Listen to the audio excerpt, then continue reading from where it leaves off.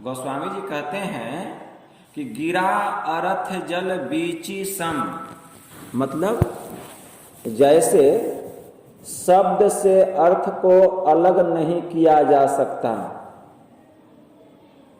जल से तरंग को अलग नहीं किया जा सकता,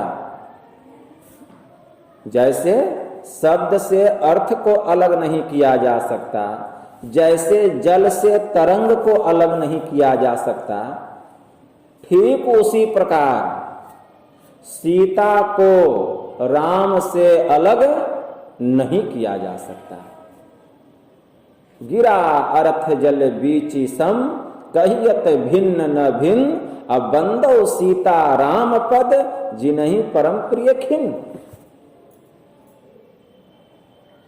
ठीक उसी प्रकार जैसे जल से तरंग को, शब्द से अर्थ को अलग नहीं किया जा सकता, ठीक उसी प्रकार सीता को राम से अलग नहीं किया जा सकता।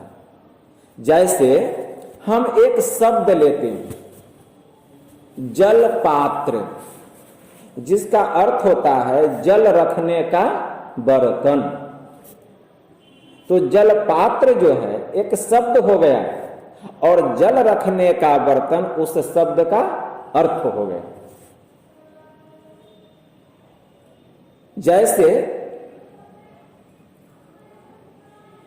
पहले तरंग नहीं होता है, जल में तरंग उत्पन्न होती है, पहले जल होता है, जल में तरंग उत्पन्न होता है, पहले जल हुआ तब तरंग उत्पन्न हुआ, ऐसा नहीं कि पहले तरंग हुआ तब जल हुआ।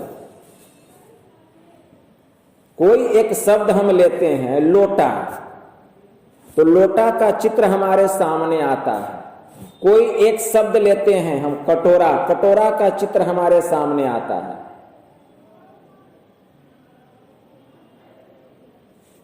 किसी चीज का नाम हो, किसी स्थान का नाम हो या किसी वस्तु का नाम हो, किसी का भी नाम जब लेते हैं तो उसका रूप भी हमारे सामने आ जाता है।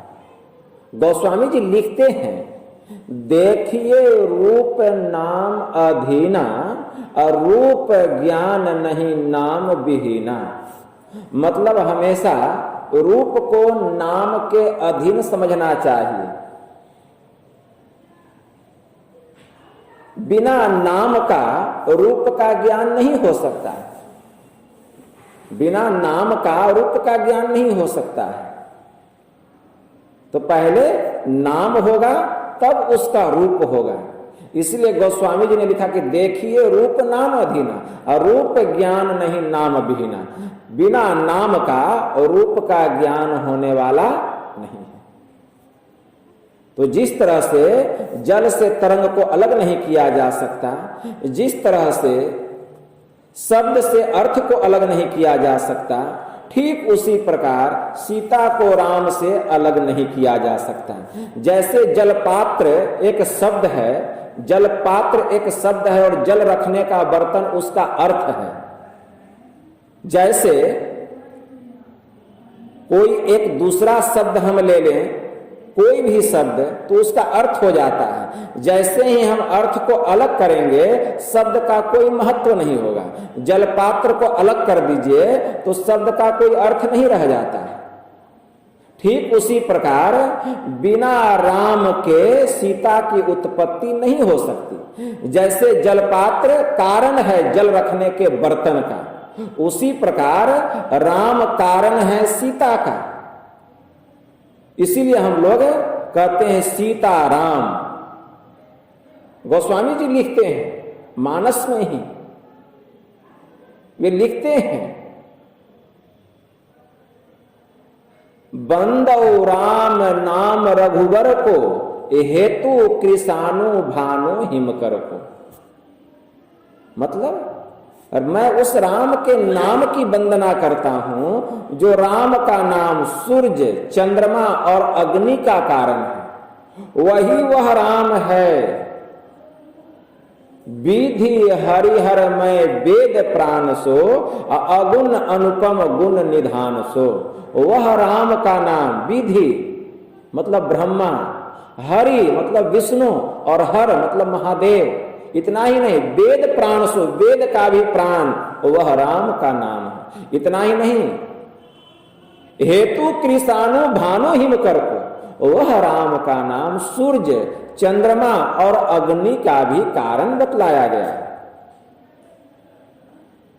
जैसे हम हेतु कृषाणु, राम में 3 मात्रा है, र, आकार और म। जैसे ही हम कृषाणु से र निकाल देते हैं तो कृषाणु नहीं कहलाकर वह किसाणु कहलाता है, जिसका अर्थ अग्नि नहीं होगा। भानु का अर्थ होता है सूर्य। जैसे ही भानु से आकार निकाल देते हैं, र में जो आकार है, तो भानु नहीं कहलाकर भनु हो जाता है, जिसका अर्थ सूर्य नहीं होगा। और अंत में बच गया म। जैसे ही हिमकर से म निकाल देते हैं तो हिमकर का अर्थ होता है चंद्रमा, वह हिमकर नहीं कहलाकर हिकर कहला जाता है। कहने का मतलब है कृषाणु, भानु और हिमकर मतलब सूर्य, चंद्रमा और अग्नि, इन तीनों का कारण राम का नाम ही है। और यह वेद का प्राण बतलाया गया है, यही राम। और यही राम सीता के कारण बतलाए गए हैं। सीता का कारण राम का नाम। जैसे सीताराम, तो अंत में राम आ गया तो राम कारण हो गए सीता के। बिना राम के सीता की उत्पत्ति नहीं हो सकती। वही वह नाम है, उसी नाम की मैं वंदना करता हूं। वही वह नाम है, वही वह राम है। जब यह दुनिया नहीं थी तब वे थे, जब यह दुनिया है वे हैं, दुनिया नहीं रहेगी वे रहेंगे। वह राम का नाम, वह राम का नाम वर्णात्मक में तो हम उस नाम को जप लेते हैं, ले लेते हैं, लेकिन वास्तव में वह वर्णात्मक नहीं है। वह जो नाम है वह ध्वन्यात्मक है। ध्वन्यात्मक में भी वह अनहद शब्द नहीं है, वह अनाहत है।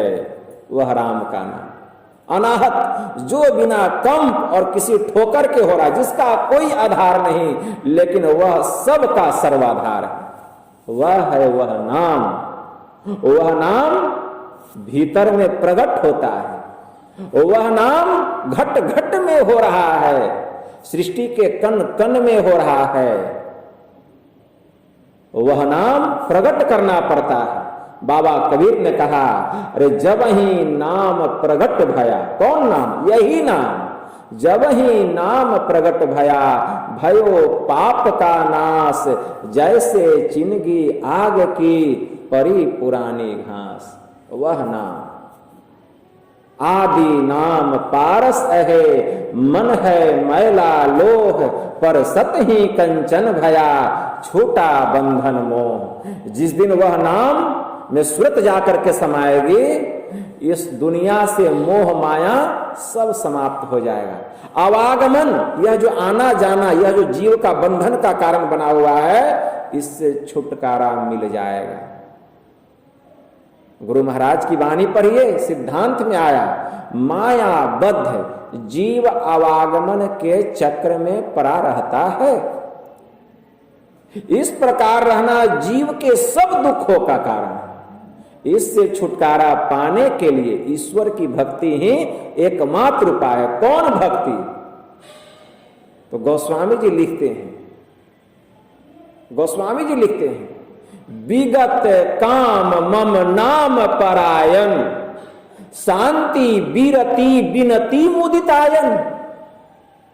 वह सभी प्रकार का कामनाओं का त्यागी होता है। उसकी सूरत उस राम के नाम में, मतलब वह सार शब्द में तल्लीन हो जाती है, लवलीन हो जाती है। शांति, वैराग्य और आनंद का साक्षात वह घर ही हो जाता है, वह महापुरुष हो जाता है। उसके समीप जाने से जीव के भीतर में शांति मिलती है। उसके भीतर के जितने क्लेश हैं, जितने पाप ताप संताप हैं, सब भाग जाते हैं। इस प्रकार की भक्ति, यही है नाम भजन। इसी को नाम भजन कहा गया। यह नहीं कि हम बाहर में भजन कर रहे हैं तो यह नाम भजन हो गया, या कोई वर्णात्मक नाम का हम जप कर रहे हैं तो नाम भजन हो गया। नहीं, यह नाम भजन नहीं है। वह नाम भजन शब्द निरंतर में मन लागा, मलिन वासना त्यागी, सोवत जागत उठत बैठत कबहू न छूटे ऐसी तारी लागी। वह नाम, तो उस नाम की महिमा है। उस नाम का भजन कोई कोई बिरले करते हैं, जिनकी सूरत उसमें समा जाती है। परिणाम क्या होता है? बाबा कबीर कहते, आंख न मूंदो, कान न रूंधो, तनिक कष्ट नहीं धारो, खुले नयन पहचानो, हंसी हंसी सुंदर रूप निहारो। क्योंकि रूप जो है उसी नाम के अधीन है, तब स्वरूप का ज्ञान होता है। श्री सद्गुरु महाराज की जय।